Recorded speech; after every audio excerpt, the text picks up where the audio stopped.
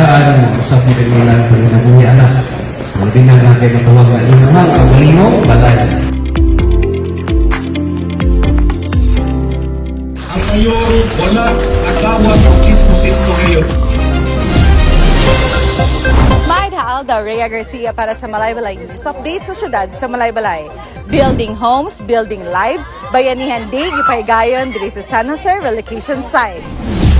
Malampusong gipahigayon karong Hunyo 5, 2025 ang Bayanihan Day para sa pagtukod sa housing units alang sa mga pamilya nga nabiktima sa katalagman sa panamukan. Ang kalihukan gipasiugdahan sa San Jose Relocation Site Covered Court, Barangay San Jose, Malaybalay City. Kini nga programa gipanguluhan sa City Urban Housing Division nga gipanguluhan ni Mr. Perfecto Ray Bayo Jr. uban sa suporta sa lokal nga pangagamhanan. Kini gitambungan sa atong City Mayor Warren Pabiliaran, City Councilors Honorable Nico Aldeguer, Honorable Dindo Dinlayan, ug Honorable Cromwell Kiril Dinlayan. Anausab sa kalihukan ang mga stakeholders nga misuporta og mitabang sa proyekto, lakip ang mga benepisyaryo mismo sa housing units. Sa mensahe ni Mayor Warren Pabiliaran, kini mipasabot sa importansya sa panaghiusa og suporta sa komunidad. Kita natin na maayong pagpadaan dagan. So, ato gini pa na yung survey.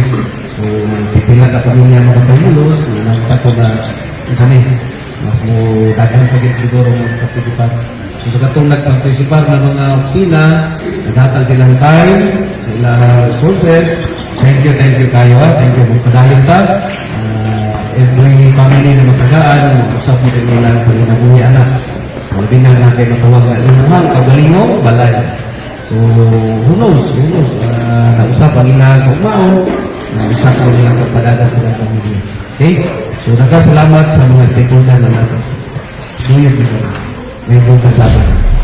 Human sa programa, gisugdan dayon ang bayanihan activity diin nagtinabangay ang tanan sa pagtukod sa ilang bag-ong panimalay, usa ka tinuod nga hulagway sa paglaom, panaghiusa, o kabag-uhan.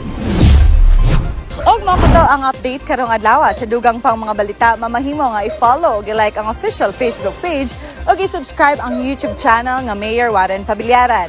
Og kini si Rhea Garcia para sa Malaybalay News Update sa syudad sa Malaybalay. Maayong adlaw og salamat tungkay.